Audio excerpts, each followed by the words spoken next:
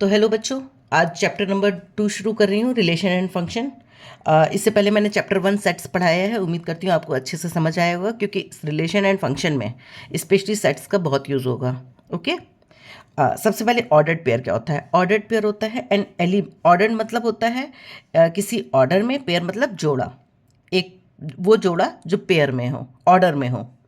N element of the form A comma B bracket के अंदर is called an ordered pair. इसको एक ordered pair बोलते हैं, जिसमें ए जो है हमारा फर्स्ट एलिमेंट है और बी जो है सेकेंड एलिमेंट है। ओके। एक एग्जाम्पल मैंने ले लिया। लेट ए 1,2 है, बी ए कॉमा बी है। ओके। तो अगर इसका कार्टेशियन प्रोडक्ट निकालना हो तो कैसे निकालेंगे? पहले इस वाले का इसके साथ में, फिर इसका इसके साथ में, फिर इसका इसके साथ में कार्टेशियन प्रोडक्ट, फिर इसका इसके साथ। ओके। तो इसको लिखेंगे 1, ओके, फिर कॉमा 1, फिर 2, फिर 2, ओके। ये हमेशा इसी ऑर्डर में लिखे जाएंगे। ओके। तो नंबर ऑफ ऑर्डर्ड पेयर निकालने के लिए क्या करते हैं? Number of element in A multiply by number of element in B. Okay. तो जैसे ए में कितने एलिमेंट हैं? 2 एलिमेंट हैं। बी में कितने एलिमेंट हैं? 2 एलिमेंट हैं। तो 2 और 2 को मल्टीप्लाई करेंगे तो 4 आएगा। तो ए क्रॉस बी जो है इसको कार्टेशियन प्रोडक्ट करेंगे और नंबर ऑफ एलिमेंट इसमें बोलेंगे 4 है। Okay.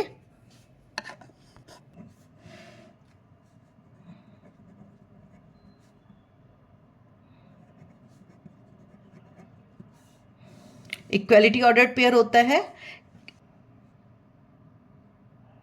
Ordered pair are equal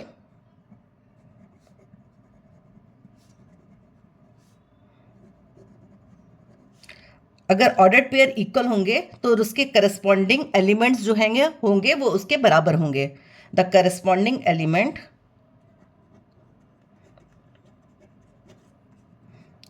elements are equal.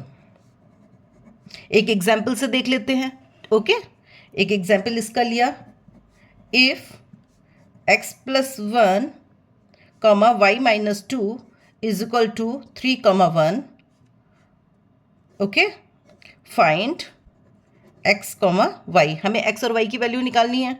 Ordered pair में दे रखा है, तो ऑर्डर्ड पेयर में तो करस्पॉन्डिंग एलिमेंट्स बराबर होंगे, तो x+1 3 के बराबर होगा, y-2 जो है 1 के बराबर होगा। इसको सिंप्लीफाई कर लेते हैं तो x 2 हो जाएगा और y जो होगा हमारा 3 हो जाएगा।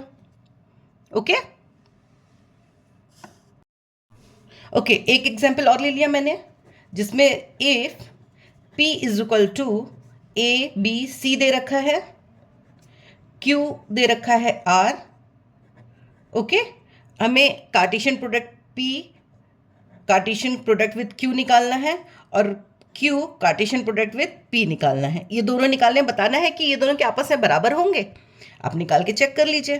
P तो A, R, B, R and C, R। Okay. इसका कार्टेशियन प्रोडक्ट ये आ गया। अब Q का निकाल के देखते हैं। तो R, A, R, B and R, C, ये इसका कार्टेशियन प्रोडक्ट होगा और ये दोनों आपस में बराबर नहीं हैं। ओके। अब एक एग्जाम्पल और लेकर देख लेते हैं। लेट ए दे रखा है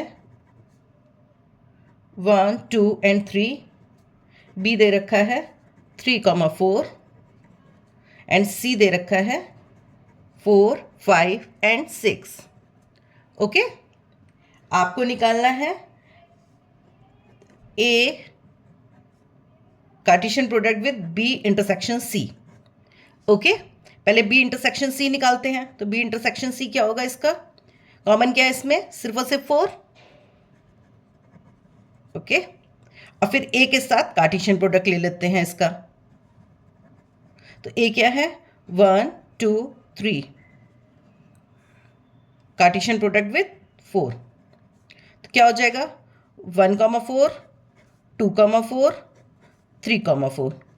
इसको करली ब्रेसेस के अंदर बंद कर दिया।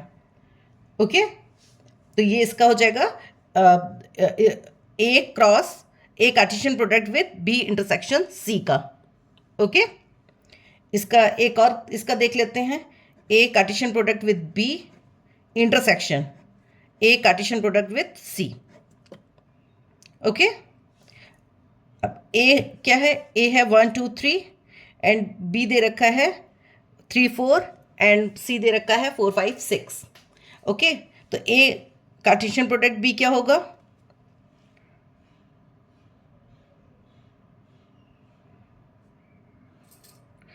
वन कॉमा 3 1 कॉमा 4, फिर 2 कॉमा 3 2 कॉमा 4। ओके, फिर 3 कॉमा 3 फिर 3 कॉमा 4। ये हो जाएगा ए क्रॉस बी। मैं क्रॉस बोल रही हूँ, कार्टेशियन प्रोडक्ट नहीं बोल रही हूँ, आप लोग इसका मतलब कार्टेशियन प्रोडक्ट ही है। ओके, इंटरसेक्शन ए क्रॉस सी क्या है, इन दोनों का कार्टेशियन प्रोडक्ट करेंगे तो क्या आएगा, 1 कॉमा 4 फिर 1 कॉमा 5 1 कॉमा 6 फिर 2 कॉमा 4 2 कॉमा 5 2 कॉमा 6 फिर 3 का करेंगे 3 comma 4 3 comma 5 and 3 comma 6। Okay, अब इसका इंटरसेक्शन लेंगे तो इंटरसेक्शन क्या आएगा, इसका कॉमन क्या क्या है, ये है कॉमन तो इसको उतार दिया, लिख दिया 1 कॉमा 4।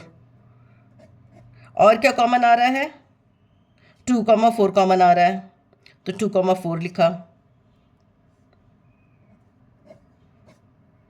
ओके, और क्या कॉमन है, 2 कॉमा 5 3 कॉमा 4 कॉमन आ रहा है 3 कॉमा 4। ओके, ये इसका A cartesian product B intersection A cartesian product C,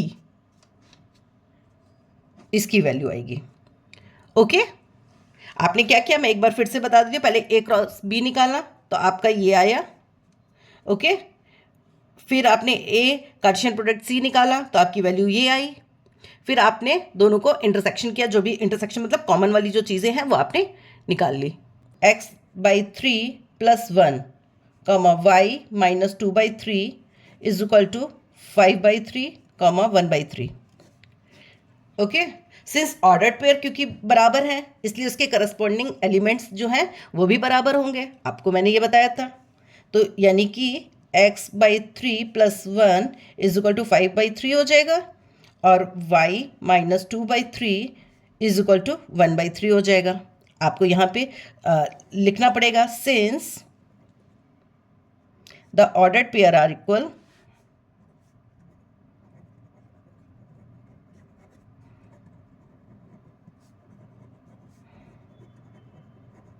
the corresponding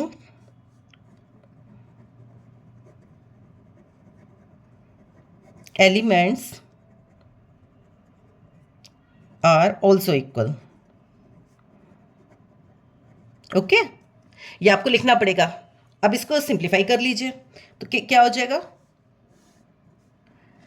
x/3 is equal to 5/3 - 1, LCM लिया तो क्या आएगा 2/3, तो x बराबर क्या आ जाएगा 2।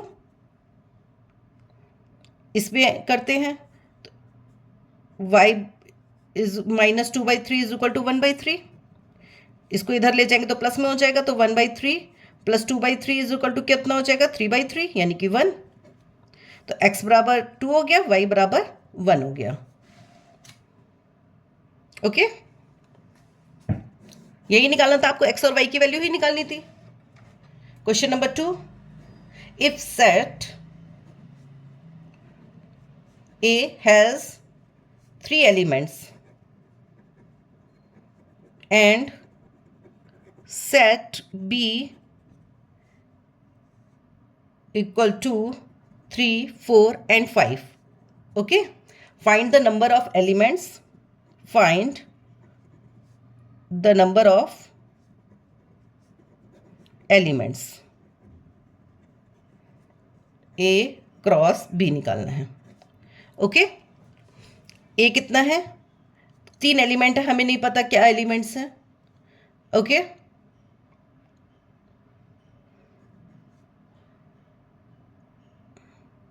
तो आपको नंबर ऑफ एलिमेंट्स बताने हैं, इसमें है 3 एलिमेंट्स और इसमें भी 3 एलिमेंट्स हैं, तो नंबर ऑफ एलिमेंट्स कितने होंगे?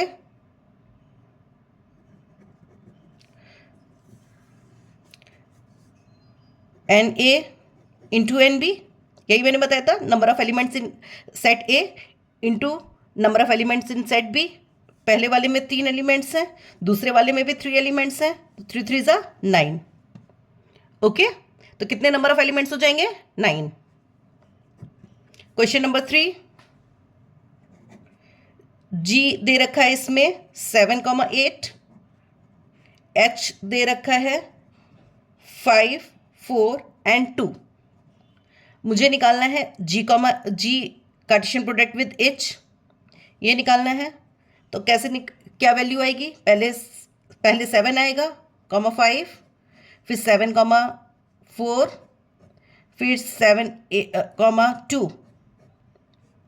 ओके, फिर 8 के साथ करेंगे, 8, 5, 8, 4 एंड 8, 2। ये सभी कॉमा से सेपरेटेड होंगे। ओके, ये इसके जी कार्टेशियन प्रोडक्ट विद एच होगा। अगर एच कार्टेशियन प्रोडक्ट विद जी बोला जाए तो पहले हमें एच के एलिमेंट्स लेने होंगे, फिर उसके बाद जी का लिया जाएगा। तो 5, 7, 5, 8, फिर 4, 7, 4, 8, फिर 2, 7, 2, 8। ओके, ये इसके कार्टेशियन प्रोडक्ट्स होगा।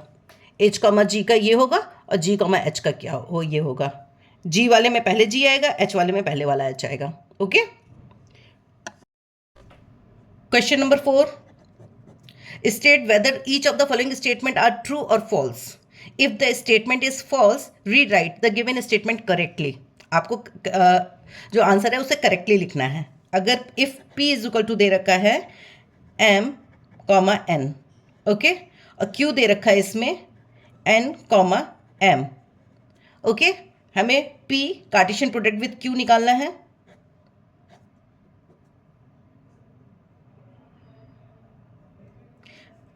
P कार्टेशियन क्या होगा? M, N, फिर M, M, फिर N, N, M।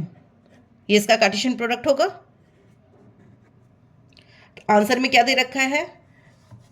Answer P, Q is equal to M, N दे रखा तो गलत है, यानी कि जो P Q गिवन में दे रखा है, गिवन में क्या दे रखा है?